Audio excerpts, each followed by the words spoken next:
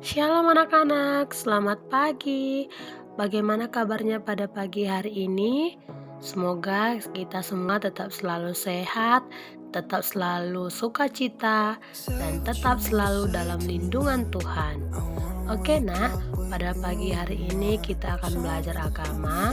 Jangan lupa dibuka bukunya, dipersiapkan segala alat tulisnya, dan jangan lupa juga untuk berdoa terlebih dahulu. Kamu ikuti kebaktian yang dibawakan oleh teman kamu ya. Oke, selamat belajar dan salam sehat untuk kita semua. Tetap lakukan yang terbaik dan tetap menjadi anak-anak kebanggaan Tuhan. Oke nak, selamat belajar. Tuhan memberkati. Semangat. Pada pagi hari ini kita belajar yaitu tentang Amos, manusia biasa yang dipilih Tuhan. Bahan Alkitabnya dari Amos 1 ayat 1 dan Amos 5 ayat 4 sampai 6. Selamat menonton video pembelajaran ya anak-anak. Jangan bosan untuk menonton video pembelajaran khususnya tentang Amos yang manusia biasa dan dialah yang dipilih oleh Tuhan.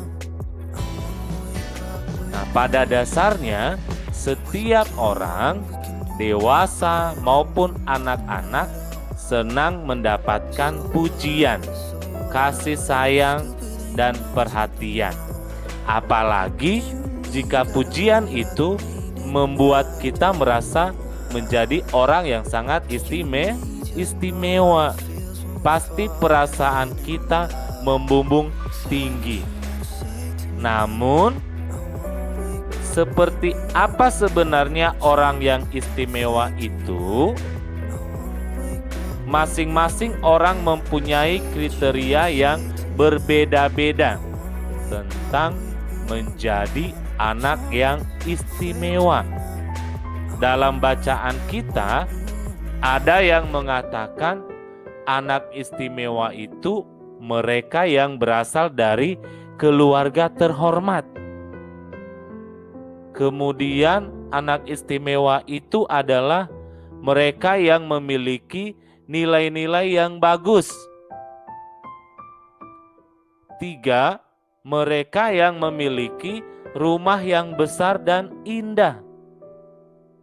Anak istimewa adalah anak yang memiliki rambut ikal panjang dan indah. Anak istimewa memakai pakaian paling bagus dan sepatu paling mahal. Nah, sebenarnya kita semua adalah anak istimewa. Mengapa? Karena kita diciptakan oleh Allah menurut gambar dan rupa Allah. Tentu kita ingat ya beberapa pelajaran sebelumnya yang berbicara tentang betapa istimewanya kita karena kita diciptakan oleh Allah menurut gambar dan rupa Allah. Jadi, seperti apapun kita, keadaan kita, latar belakang atau asal kita semua adalah anak istimewa. Tidak ada orang yang sama di dunia ini, termasuk anak kembar sekalipun. Justru karena tidak ada yang serupa, maka itulah bukti kekuasaan Tuhan. Bayangkan saja apabila semua orang muka, rambut, atau warna kulitnya sama, semua pastilah kita bingung membedakan yang mana si A dan yang mana si B. Jadi, disinilah keistimewaan kita sebagai ciptaan Tuhan. Kita istimewa bukan hanya karena kepandaian kita, bukan hanya karena kecantikan atau ketampanan kita, bukan hanya karena orang tua kita yang merupakan orang terpandang, tapi kita istimewa juga karena memiliki talenta atau keterampilan yang diberikan oleh Tuhan. Keterampilan apa saja yang Tuhan berikan kepada kita? Contohnya, 1, kita terampil bermain bola sehingga dikenal sebagai pemain bola yang handal. 2, kita terampil dalam bermain biola sehingga dikenal sebagai pemain biola yang handal. 3, kita terampil dalam memasak nasi goreng sehingga dikenal sebagai koki spesial nasi goreng yang hebat. Jadi, ada banyak hal yang membuat kita istimewa. Oleh sebab itu, apapun latar belakang kita, suku, bahasa, keluarga, dan lain-lain, tidak perlu merasa minder atau rendah diri sebab Tuhan telah memberikan kita talenta sehingga menjadi orang yang istimewa. Namun, kita juga jangan sombong, melainkan harus tetap rendah hati. Nah, anak-anak, sekarang kita akan belajar dari seorang tokoh Alkitab yang dipilih oleh Tuhan. Dia adalah Amos. Amos berasal dari desa Tekoa di Yehuda.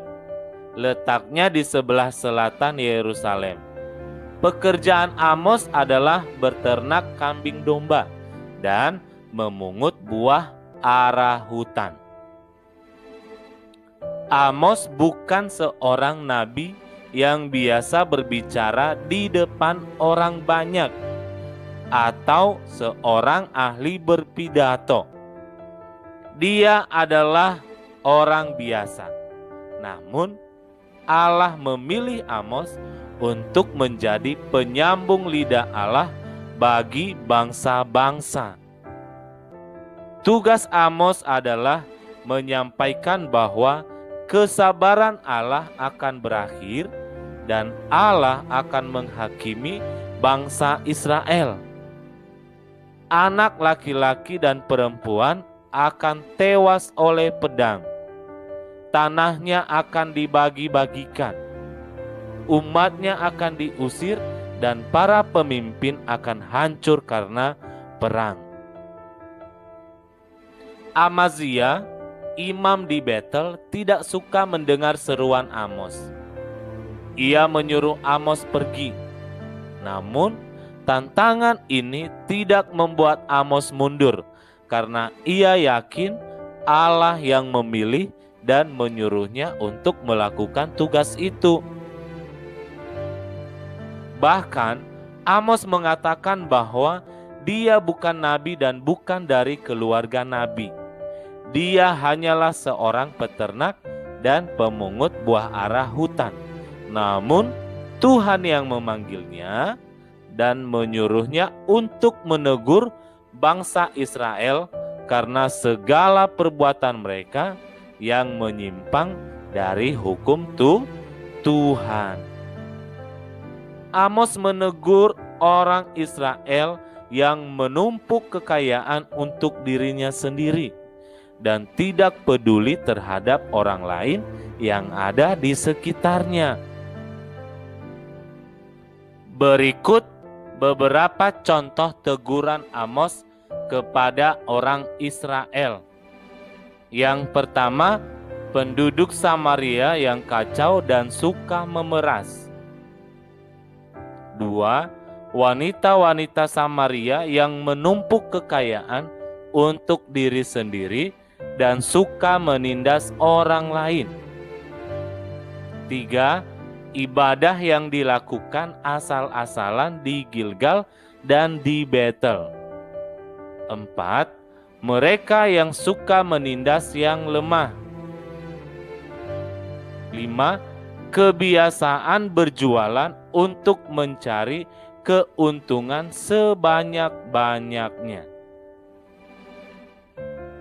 Israel akan hancur sehingga Amos mengingatkan mereka untuk kembali kepada Allah supaya Allah mengampuni dosa-dosa mereka.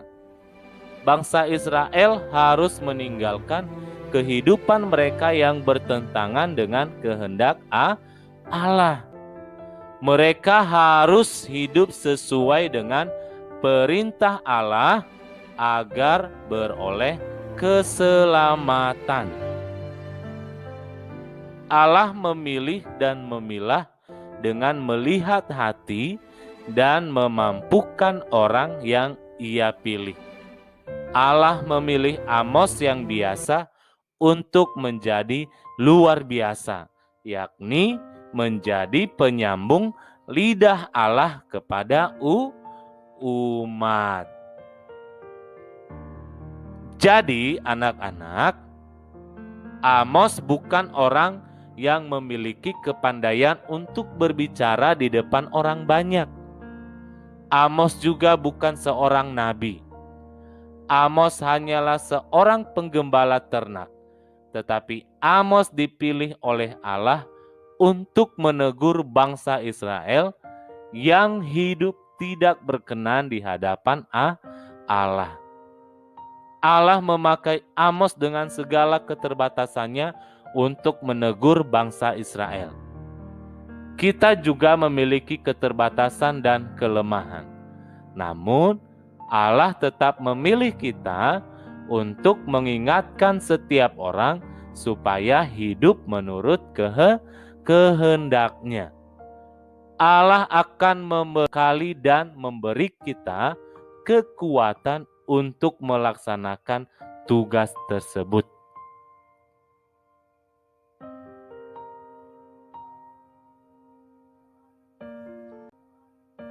Yuk anak-anak, kita tutup pelajaran hari ini dengan doa. Siapkan hati dan pikiran kalian. Berdoa dimulai. Tuhan Yesus yang bertahta dalam kerajaan sorga, kami bersyukur atas hikmat yang telah Engkau berikan kepada kami. Biarlah setiap materi yang kami terima hari ini dapat kami mengerti dengan baik. Ajarlah kami untuk senantiasa hidup seturut kehendak-Mu. Kami mohon lindungilah kami semua dari bahaya pandemi COVID-19 dan bebaskanlah negara kami dari belenggu COVID-19. Hanya Engkaulah benteng perlindungan dan menara kami yang teguh. Dalam nama Tuhan Yesus kami berdoa. Amin.